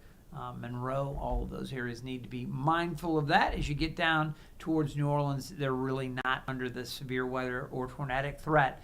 But they could see a few stronger storms down there. That extends into portions of Texas there as well. You can see around the Houston area and then back over into Mississippi. So that's the tornadic threat. And that's what I really wanted to point out, was that is somewhat elevated. So if you have friends or family maybe traveling from that part of the country, it's something to be mindful of. Later today they could be dealing with some storms, and that might slow things down a little bit. Well, all my family, for the most part, is right there in Baton Rouge, Louisiana. I saw it had that 2%. It was in the yellow demarcation that you had there. So I guess that's for a lower risk. Yeah, it's still right? elevated. It's not just like no threat. It's kind of like the first level of elevated threat. Then it goes to 5%. Yeah. Pretty soon it gets to a point where you just expect those, potential tornadic or rotating cells. Okay, I'll need to make sure I check again, on them. it's a threat that they need to be very mindful of. So, they could see a watch go up later today. Okay. But right now they're still in good shape. And most of that rough weather's back across Texas. Later this afternoon, though, watch out. Okay. I'll make sure after this stream I'll give a quick call to the mom and to the dad and all of that. Always keep them aware. While they're down. Well, I try. I appreciate you doing that. Craig, just one more thing I guess I got to ask you. The Bears. Coming back to Chicago. I just got to do a quick thing before I let you go, because I know you got to do the noon show. When is the last time you guys won on Thanksgiving Day? It's been, now we may have lucked out on a Thanksgiving Day because the Lions were really, really bad. I mean, I know I've seen the Bears win on Thanksgiving. Okay. You remember the feeling. 2018, the Bears, last time they were first in the division this late in the season. So it's been a minute since those Bears have been doing this. Do they always play on Thanksgiving? No, it's the Lions do. And the Cowboys. And now, more recently, the Chiefs have been getting more of those games in. NFL's changed up the schedule a little bit. I will say the Bears and the Eagles are actually playing on Black Friday. So, it's one of those days, and I believe that one's on Amazon, and it is a free game broadcast around the world for people to check out. So, yeah. Craig, I will say this for you as a parting gift. The last time the Bears won on Thanksgiving was 2021. They beat the Lions 16-14, so barely. But they won their 3 previous Thanksgiving games in a row, 2 of those also against the Lions. Yeah. So you're not playing the Lions this year. No, but the Lions are good now. They are. Yeah, the They are. Lions quit lioning, a couple years ago, and they started to play really well. So a lot of fun this year. And one other note, the Bears and the Eagles have had a really weird relationship this year. I mean, we have history. We've got the double doink. Cody Parkey put it off, and that allowed the Eagles to have their run through the Super Bowl. The Bears should have knocked them out in the first round. But anyway, shoulda, coulda, woulda. My point is, this year, the Bears have beaten all of the NFC East teams, and the Eagles have beaten all of the NFC North teams. So we've all taken care of, we've taken care of the Eagles' foes and given them that help. They've taken care of our division. Now it comes down head-to-head. We'll see who's going to win. All right, man, good luck. I would say, give you some kind of good vibes, but I'm a Falcons fan, and so I know anytime the lights are big, we lose. So you don't want anything from me. I wanted us to lose yesterday, and we won. So there we go. I can't get it right. What is their record right now? Not good. No, do you know? I mean, is it like I think we're 3-8, 3-7 maybe. I mean, no, 3-8. At this point, you're almost thinking about draft picks. We gave it away to the Rams. They haven't. We don't have to talk about it. I'm so sorry. We're down bad, my brother. Yeah, we come in on Monday mornings. I ask you, G, how's your weekend? And he's like, well. I've said we've lost at least 6 out of the last 7 weeks. All right. Guys, be safe man. if you're hitting the roads again. We'll keep you updated on the travel forecast. And, again, we'll have a lot more for you. I'm going to go get ready for the noon show. Go ahead, man. We appreciate you. I'll talk to you later. Thanks for having me. All right. So, Sarah, let's do this now. I know we're switching more to a more serious topic, but this is news that has been hitting the waves over the last 24 to 48 hours ago from a very popular Congresswoman out of Georgia. We're talking about Marjorie Taylor Greene, who, since she has been in office, has been one of the biggest supporters and billboards for the MAGA movement. Definitely has been a supporter of President Trump. But recently, her and the president have come at odds. This coming after she publicly pushed against the president for the releasing of the Epstein files, and the president going on social media saying that he would then try to put someone to primary against Marjorie Taylor Greene. And now Greene with the bombshell that she plans to resign from her seat in Congress. She just put this out there over the last few days here or so, and she says that she is resigning and it would be effective in January. She put out a release with her decision and the reasoning behind that decision. We do have that. We're going to play that for you because this does show a monumental shift in some opinions on not only politics, but the Republican Party. So let's go ahead and play that, Sarah, as her reason why she says she will resign from her seat in Congress.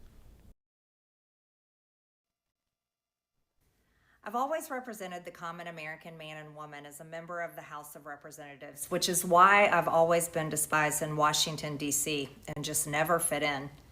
Americans are used by the political industrial complex of both political parties, election cycle after election cycle, in order to elect whichever side can convince Americans to hate the other side more. And the results are always the same. No matter which way the political pendulum swings, Republican or Democrat, nothing ever gets better for the common American man or woman. The debt goes higher, corporate and global interests remain Washington's sweethearts, American jobs continue to be replaced, whether it's by illegal labor or legal labor by visas or just shipped overseas. Small businesses continue to be swallowed by big corporations. Americans' hard-earned tax dollars always fund foreign wars, foreign aid, and foreign interest. And the spending power of the dollar continues to decline.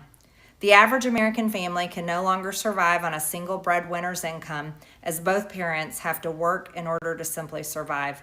And today, many in my children's generation feel hopeless for their future and don't think they will ever realize the American dream. And that breaks my heart. I ran for Congress in 2020 and have fought every single day believing that Make America Great Again meant America first.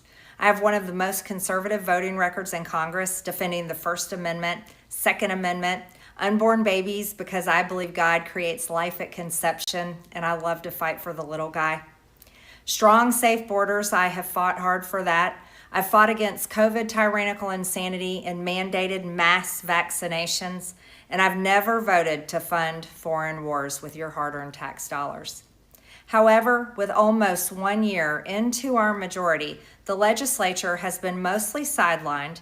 We endured an 8-week shutdown, wrongly, resulting in the House not working for the entire time, and we are entering campaign season, which means all courage leaves and only safe campaign re-election mode is turned on in the House of Representatives. During the longest shutdown in our nation's history, I raged against my own speaker and my own party for refusing to proactively work diligently to pass a plan to save Americans' health care and protect Americans from outrageous, overpriced, and unaffordable health insurance policies. The House should have been in session working every day to fix this disaster. But instead, America was force-fed disgusting political drama once again from both sides of the aisle on television every single day.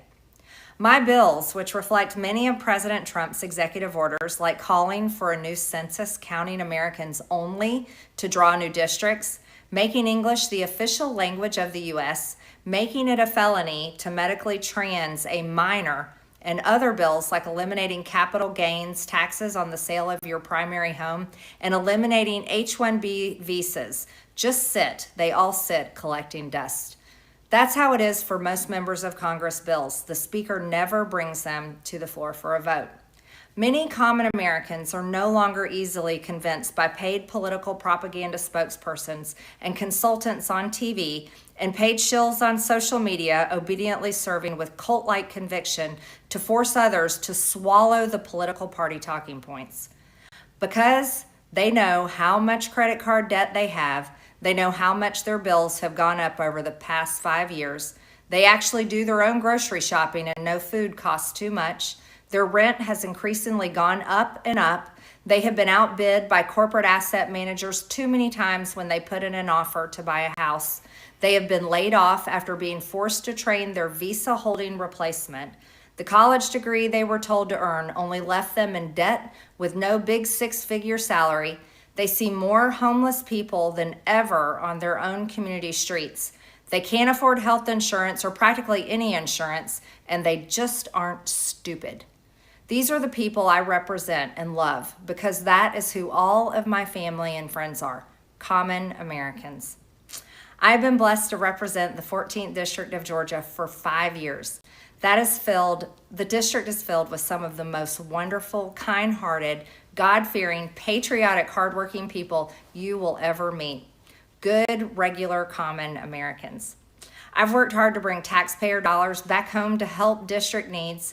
I impeached Biden's Secretary of Homeland after watching my constituents die as he facilitated dangerous open border invasion into America. And I led the effort to defund hard-left politically biased NPR and PBS and the corrupt USAID, and I did that as chair of the DOJ subcommittee. I have fought harder than almost any other elected Republican to elect Donald Trump and Republicans to power. I traveled the country for years. I spent millions of my own money. I missed precious time with my family that I can never get back. And I showed up in places like outside the New York courthouse in Collect Pond Park against a raging leftist mob as Trump faced Democrat lawfare. Meanwhile, most of the establishment Republicans who secretly hate him and who stabbed him in the back and never defended him against anything have all been welcomed in right after the election. And I will never forget the day I had to leave my mother's side as my father had brain surgery to remove cancerous tumors in order to fly to Washington, D.C. to defend President Trump and vote no against the Democrats' second impeachment in 2021. My poor father and my poor mother, it was way too much for all of us. Through it all, I never changed or went back on my campaign promises and only disagreed in a few areas, like my stance against H-1Bs replacing American jobs, AI state moratoriums, debt for life 50-year mortgage scams, standing strongly against all involvement in foreign wars, and demanding the release of the Epstein files. Other than that, my voting record has been solidly with my party and the president. Loyalty should be a two-way street, and we should be able to vote our conscience and represent our district's interests because our job title is literally representative. America first should mean America first and only Americans first, with no other foreign country ever being attached to America first in our halls of government. Standing up for American women who were raped at 14 years old, trafficked and used by rich, powerful men should not result in me being called a traitor and threatened by the President of the United States, whom I fought for. However, while yes, hurtful, my heart remains filled with joy, my life is filled with happiness, and my true convictions remain unchanged, because my self-worth is not defined by a man, but instead by God, who created everything in existence. You see, I have never valued power, titles, or attention, in spite of all the wrong assumptions about me. I do not cling to those things because they are meaningless and empty traps that hold too many people in Washington. I believe in term limits and do not think Congress should be a lifelong career or an assisted living facility. My only goal and desire has ever been to hold the Republican Party accountable for the promises it makes to the American people and put America first. And I have fought against Democrats' damaging policies like the Green New Deal, wide open, deadly, unsafe border policies, and the trans agenda on children and against women. With that has brought years of non-stop, never-ending personal attacks, death threats, lawfare, ridiculous slander and lies about me that most people could never withstand even for a single day. It has been unfair and wrong, not only to me, but especially to my family, but it's been wrong to my district as well. I have too much self-respect and dignity. I love my family way too much, and I do not want my sweet district to have to endure a hurtful and hateful primary against me by the president that we all fought for, only to fight and win my election while Republicans will likely lose the midterms, and in turn be expected to defend the president against impeachment after he hatefully dumped tens of millions of dollars against me and tried to destroy me. It's all so absurd and completely unserious. I refuse to be a battered wife, hoping it all goes away and gets better. If I am cast aside by the president and the MAGA political machine and replaced by neocons, big pharma, big tech, military-industrial war complex, foreign leaders, and the elite donor class that can never ever relate to real Americans, then many common Americans have been cast aside and replaced as well. There is no plan to save the world or a 4D chess game being played. When common American people realize and understand that the political industrial complex of both parties is ripping this country apart, that not one elected leader like me is able to stop Washington's machine from gradually destroying our country, and instead the reality is that they, common Americans, the people, possess the real power over Washington, then I'll be here by their side to rebuild it.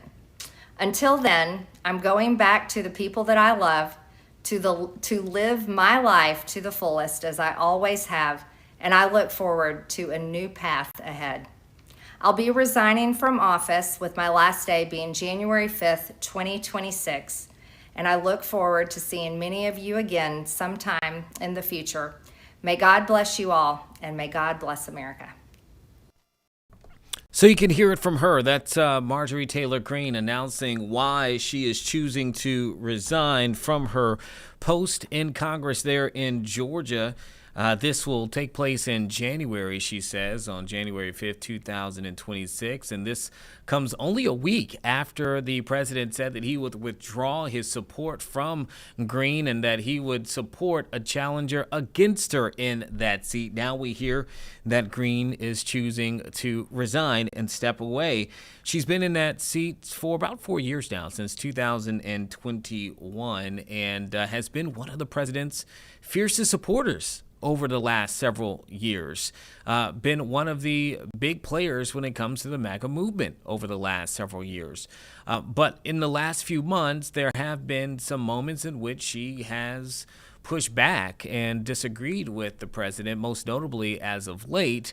It is with the release of the Epstein files. She was one of the Republicans who really took a stance to say we needed to get the vote to get the leading vote to get a major vote that was done to force the DOJ to release all of the files, and that did not sit well with the president and Marjorie Taylor Greene going on many different news broadcasts over the last few weeks and publicly speaking about why she disagreed with the stance not to release those files, and why she says she stood with the women who had accused and said they were victims of Jeffrey Epstein.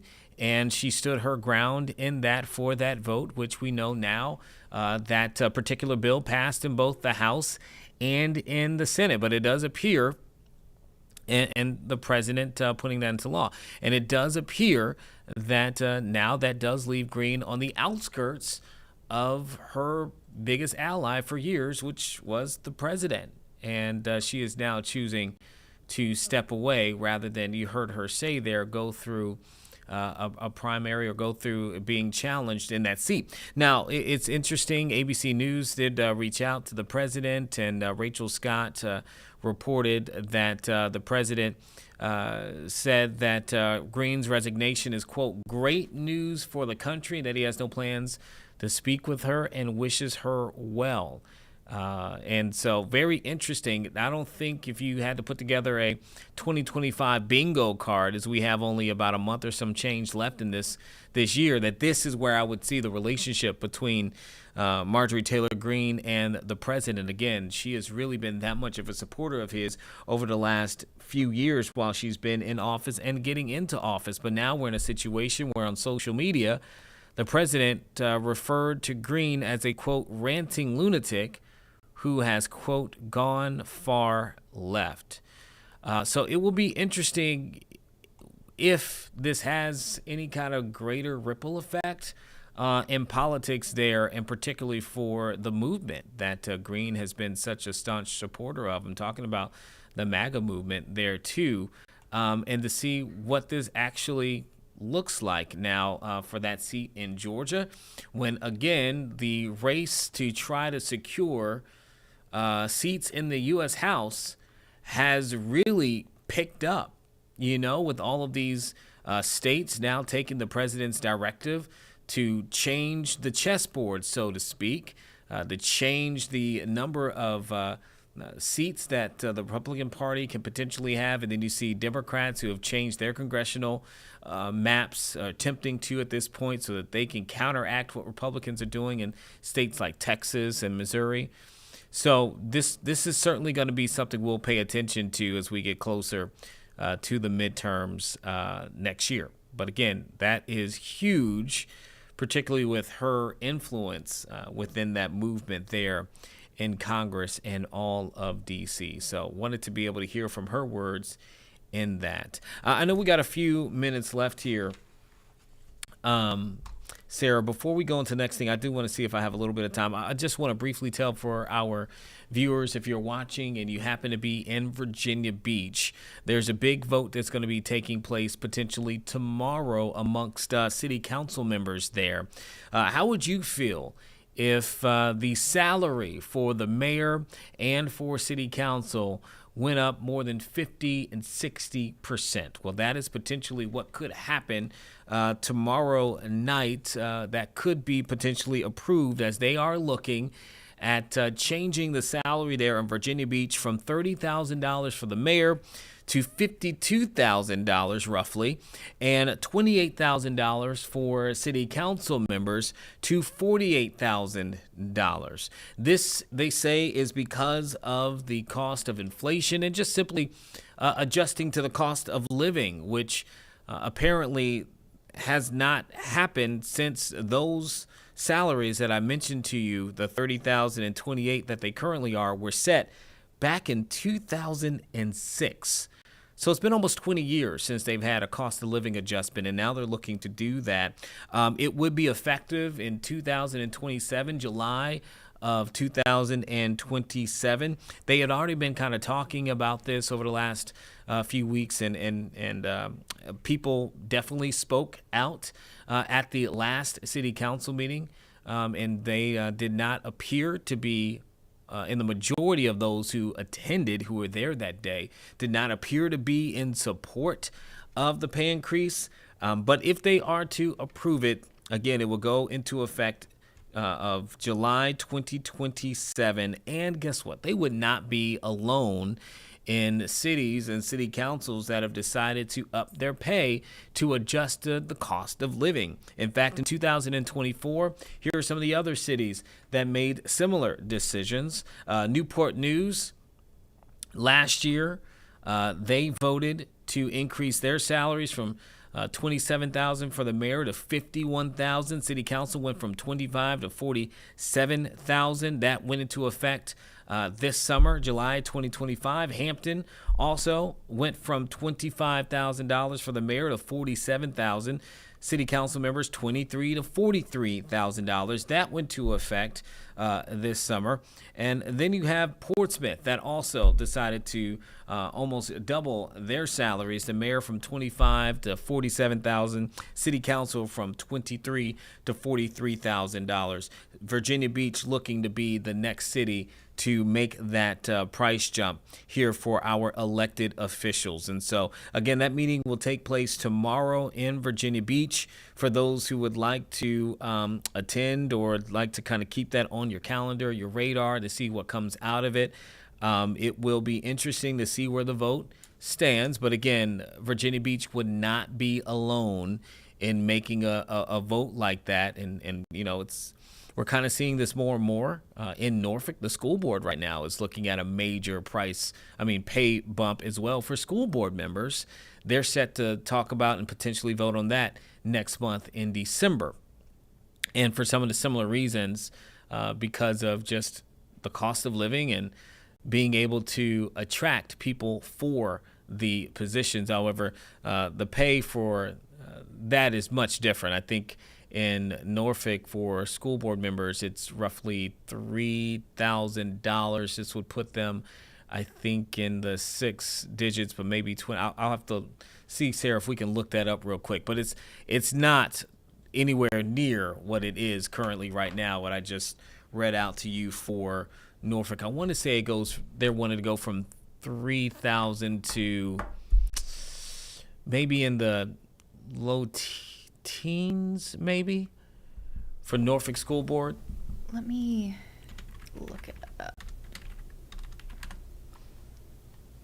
And that'll be voted on in December. I just don't want to say the wrong thing here. According to our Yes. website, it is a 700% salary increase for board members. Pay would go from $3,000 to $25,000. There we go. 3,000 to 25,000. So I had it closer the first time I said it. Mm-hmm. And obviously that is a big difference.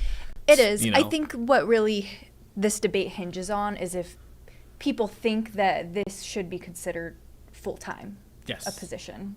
I think that's where a lot of people differ. Yeah. Historically, I don't think it has been seen as a full-time job. Yeah. No.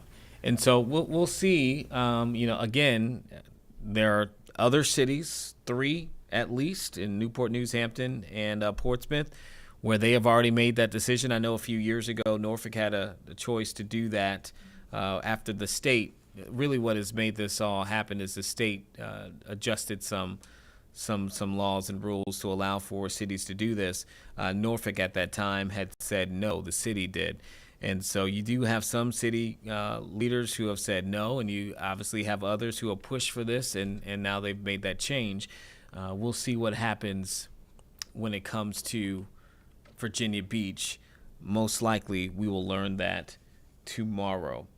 Okay, at this point, I think to kind of close it out, let's go ahead and just real brief. Today we were getting reports out of more discussions on trying to reach a ceasefire in Ukraine. This between, obviously, the war between Russia and Ukraine, and Marco Rubio, representing the United States, had been in meetings earlier today, talking about a proposal and a plan that both sides had apparently been working on to try to reach some kind of agreement. It has already received certain critiques from critics who believe that the particular plan allows for concessions for Ukraine, but not enough for Russia.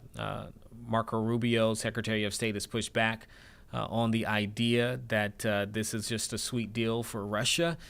He says, and other leaders in the U.S. say that anything that they come to terms with will be something that is agreed upon on both sides. We'll have concessions likely from both sides.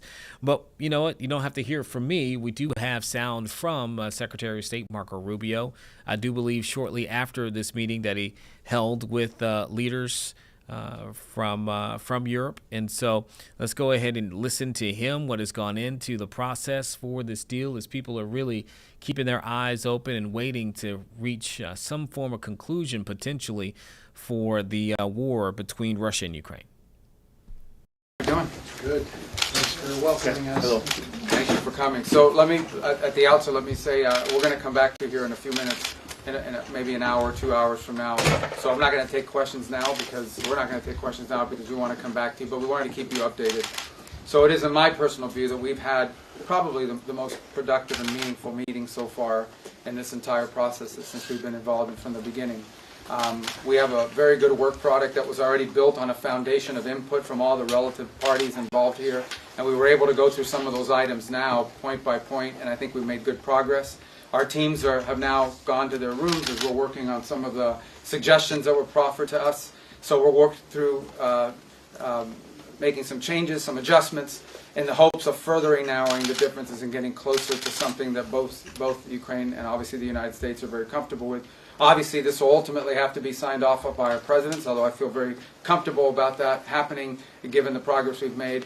And then obviously there's the Russian side of the equation. But again, we think we have some pretty substantial insights over the last 9 months into some of the things that are really important to them. So I think the takeaway from it is I think this was a very, very meaningful, I would say probably best meeting and day we've had so far in this entire process, going back to when we first came into office in January. But there's still some work left to do, and that's what our teams are going to be doing right now. And we'd like to come back to you maybe a little later tonight with further updates. Dear journalist, dear Marco, and I want to confirm that we have a very productive first session with distinguished American delegation. We have very good progress, and we are moving forward to the just and lasting peace. Ukrainian people deserve and want this peace more than anyone in this planet. We thank our big friends, United States and personal President Trump and his team to their commitment to bring this peace. And we will continue to work today, as Secretary said. We will be working and in coming days to join proposals, and we will also will engage our European friends. And of course, the final words will be of our leaders, of the President of United States and Ukraine. And I hope that we can achieve the good progress today. Thank you. Thank you. We'll be back to you, and we'll be back to you in a little while with more. I know you have questions. Let us work on more answers for you, and then because it's literally we wanted to update you, but this is literally an ongoing process. But we wanted to keep you up to date on what's happening. We will come back to you later tonight, and maybe at that time be able to answer maybe some of the specific questions that you have. But let's get back to work, and we'll be back to you pretty soon. Okay? Thank you. Okay, you were just listening there to Secretary of State Marco Rubio as after talks there in Geneva, reportedly from leaders, they are looking at and signaling progress and reaching some form of peace plan for the Ukrainian-Russian war. Again, there's still a lot of work to be done. You just heard it from Marco Rubio there, but saying that there's been a tremendous amount of progress. But we'll see what takes place in the next coming days, though. We did hear from Ukrainian President Volodymyr Zelensky in response to the reports of this plan, obviously, in which he would be a huge part of. So let's listen to his response. Дипломатія активізована. Це добре. Diplomacy has been activated, which is good, very good. We expect that the results will be the right steps. The first priority is reliable peace, guaranteed security, respect for our people, respect for everyone who gave their lives defending Ukraine from Russian aggression. So there you have it. You hear it from him. There are also reports now that we're getting from the Kremlin that says that they're still waiting on some of the specifics. At least that was a report just earlier this morning.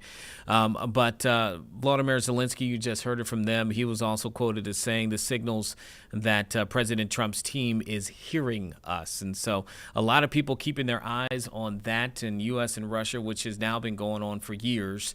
And so we will see Ukraine and Russia. So we'll see what happens out of those talks there at Geneva. Okay, to wrap up today's show, since we only have a minute left, let's take you to a live look there in Washington, D.C., but on a much lighter note as we get into the holidays. All of the festive things are taking place, and that is the White House Christmas tree that is making its way into its new home. You can see it. You can look at it for yourself, all of the pomp and circumstance taking place at the moment. And it's, I'm sure, going to be decked and dressed up pretty nicely. So we just saw that coming in and wanted to at least end on a cheerful note at this point. And so there we go. We are officially into the holiday season here, Sarah. It is time to get cheerful and joyful and all of that. So hopefully you are getting ready for that. And we do say thank you so much, though, for joining us today for our stream. Up next, we're going to have 13 News Now at noon, where they are preparing right now to start that newscast with Marta Berglund, who will be anchoring. If you are watching us on YouTube, we appreciate you. But remember, you can download our app, 13 News Now Plus. You can watch all of our broadcasts, including the stream and our newscasts and extra content over there. For those of you joining us right now, thank you so much. We'll be right back here tomorrow at 10 a.m. Up next, 13 News Now at noon.